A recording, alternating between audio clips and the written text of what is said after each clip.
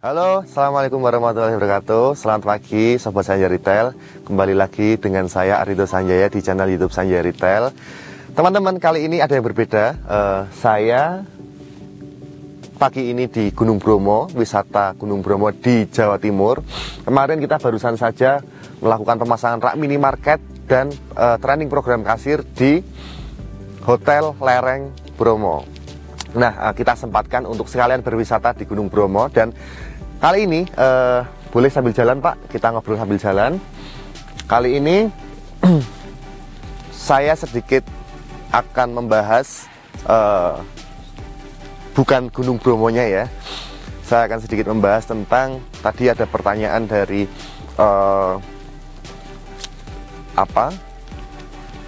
teman-teman atau Sobat Sanjaya Retail, bagaimana cara memanage karyawan dan toko supaya kita bisa autopilot. Nah, akan saya jawab setelah teman-teman lihat video dari saya, indahnya ciptaan Allah, Gunung Bromo. Ini teman-teman, buat teman-teman Sobat Sanjaya Retail.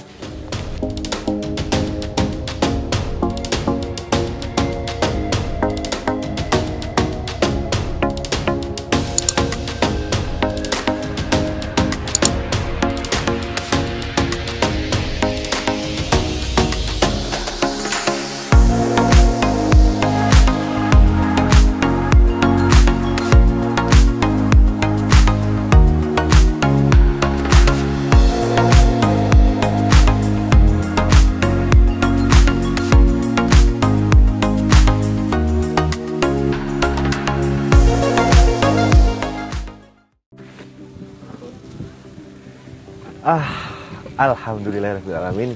Akhirnya kita sampai di puncaknya Bromo.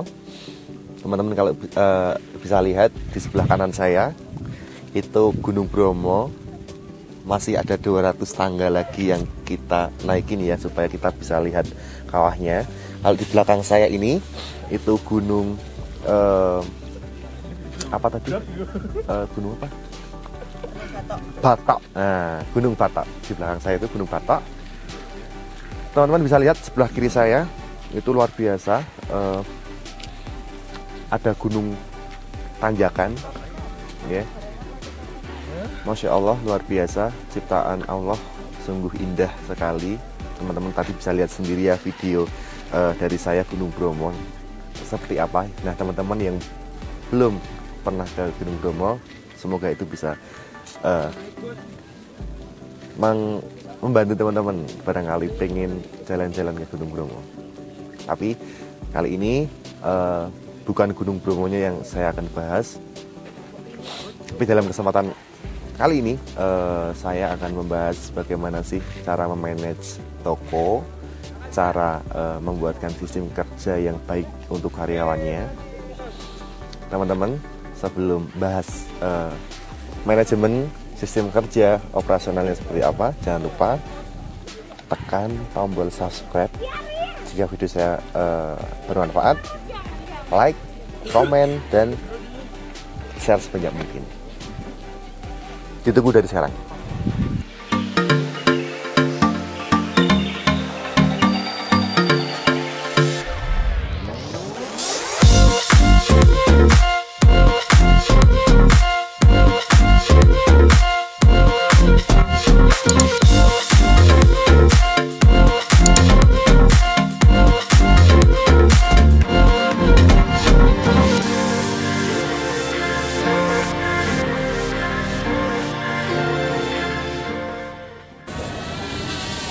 Oke, teman-teman, Sobat Sanjaya Retail, sekarang saya pas banget di atas kawah dari Gunung Bromo.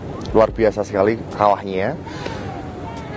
Menguras tenaga juga, menaiki 200 anak tangga kurang lebih.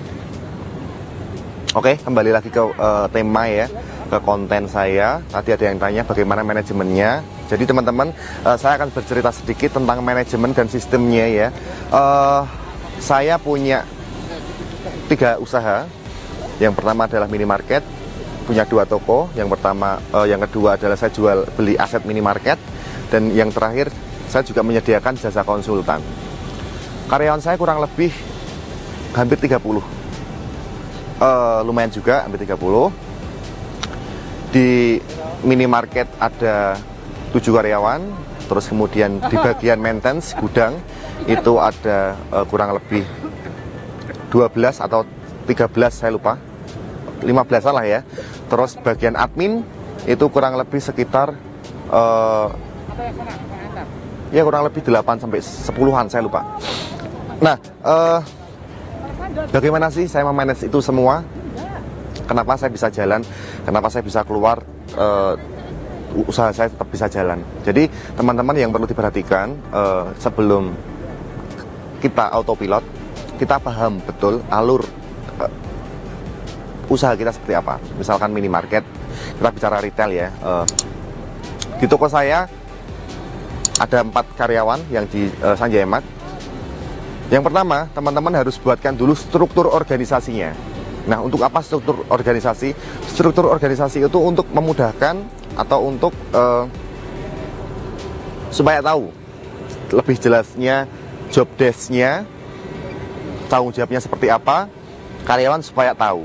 Nah, untuk struktur karyawan di minimarket itu ada kepala toko, ada asisten kepala toko, ada master MD, terus yang kemudian ada lagi pramukasir.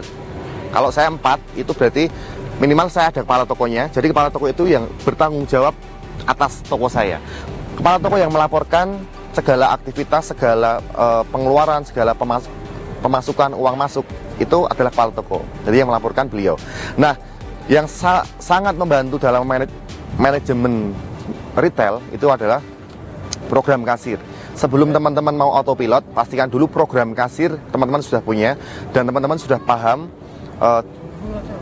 cara pengoperasian program kasirnya, fungsi-fungsi menu-menunya seperti apa, paham, karena itu akan membantu melaporkan siklus keuangan teman-teman, penjualan, terus pembeliannya, kita dapat untung berapa, teman-teman akan tahu. Nah, setelah program kasir, buatkanlah sistem kerja di toko. Misalkan contoh ya, sistem kerja di toko, kita buatkan checklist. Supaya apa sih? Supaya kita nggak terlalu banyak nyuruh. Mereka sudah jalan sendiri. Kepala toko misalkan tanggung jawabnya apa? Mereka order ke supplier, laporan penjualan, laporan pembelian, terus kemudian menghandle barang rusak, handle barang hilang, terus kemudian bertanggung jawab atas timnya, pramukasir, tanggung jawabnya kepala toko. Terus kemudian, nah, kegiatan-kegiatan apa saja yang perlu dibuatkan di toko, misalkan nyapu ngepel, itu tanggung jawabnya siapa. Terus kemudian kebersihan rak, cek expired, itu jadwalnya siapa. Itu silakan teman-teman buatkan jadwal saja, entah harian. Ada stok opnam juga ya. Jadi setiap 1 bulan sekali kita juga melakukan stok opnam. Itu bertujuan untuk mengupdatekan stok saya supaya stok saya update. Saya juga tahu stok barang dagangan saya berapa di toko. Itu ada stok opnam 1 bulan sekali. Nah, untuk hariannya apa sih? Hariannya itu ada nyapu ngepel untuk pramuniaga, terus stok opnam rawan hilang. Misalkan susu box saya sering hilang, saya lakukan stok opnam rawan hilang setiap ganti shift, supaya dalam satu shift itu ada tanggung jawabnya menjaga barang-barang yang rawan hilang. Terus kemudian ada lagi kebersihan rak, tanggung jawabnya kebersihan rak. Selain membersihkan rak supaya bersih, memastikan lagi expirednya, kita bisa sambil cek expired. Nah, kita buatkan per rak itu tanggung jawabnya masing-masing personil. Itu di retail. Sama juga di gudang juga sama. Saya buatkan checklist semua. Saya buatkan checklist, fungsinya untuk apa sih? Untuk memudahkan karyawan saya dalam melakukan kegiatan sehari-hari atau rutinitasnya sehari-hari. Supaya mereka tanpa saya pun mereka sudah jalan. Dan sama di gudang pun, di perlengkapan minimarket, saya ada penanggung jawabnya, kepala toko.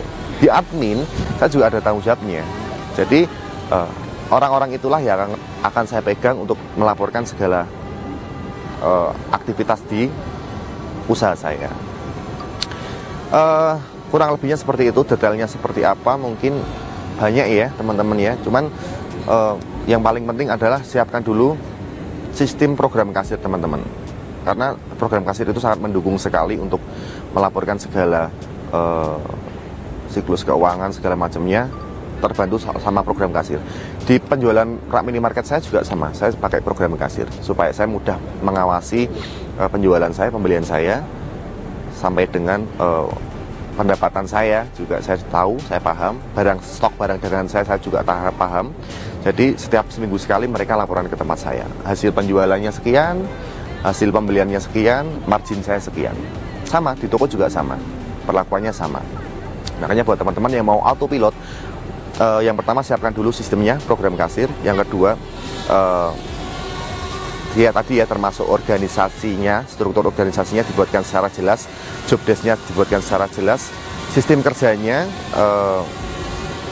checklist kegiatan dibuatkan dengan jelas, pahami dulu apa yang perlu dibutuhkan di toko, pekerjaan-pekerjaan apa saja yang perlu dibutuhkan di toko.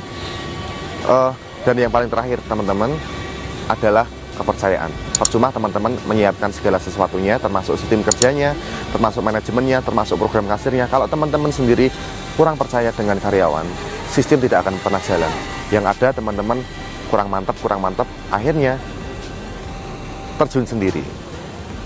Kita nggak jadi autopilot. Makanya yang paling penting, yang paling akhir adalah rasa percaya kita terhadap karyawan. Itu juga salah satu yang paling penting. Supaya apa? Supaya ya kita tinggal nunggu laporan saja. Kalau kita sudah percaya, kita tinggal nunggu laporan saja. Kita nggak usah repot harus turun. Paling nggak kita tahu laporannya setiap seminggu sekali seperti apa, dan kita kasih briefing untuk mereka supaya mereka juga lebih semangat lagi untuk melakukan kegiatan-kegiatan di toko, rutinitasnya di toko seperti apa, operasionalnya seperti apa, targetnya juga supaya lebih jelas ya. Saya pikir itu teman-teman yang perlu disiapkan, program kasir, struktur organisasinya, sistem kerjanya perlu dibuatkan checklist supaya mereka bisa jalan sendiri. Yang paling terakhir adalah rasa kepercayaan teman-teman terhadap karyawan, itu yang paling penting ya. Oke, saya pikir cukup ya. Teman-teman boleh silahkan nanti sambil lihat pemandangan di Gunung Bromo, luar biasa. Luar biasa, ciptaan Allah luar biasa, sungguh indah. Lokasi ini di Jawa Timur ya, di Jawa Timur, di Pasuruan. Pasuruan bisa, Malang bisa. Oke, teman-teman saya pikir cukup. Terkait manajemen dan operasional sistem kerjanya, saya pikir cukup. Jika teman-teman mau request video, silahkan di kolom komentar boleh. Saya akan jawab satu persatu, dan mohon maaf kalau jawaban kami lama ya, karena kita sibuk dengan rutinitas kita sehari-hari. Oke, saya pikir cukup.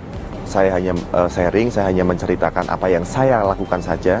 Saya hanya menceritakan apa yang sudah saya kerjakan. Teman-teman selebihnya atau kurangnya, saya mohon maaf. Dari saya, Arido Sanjaya pamit.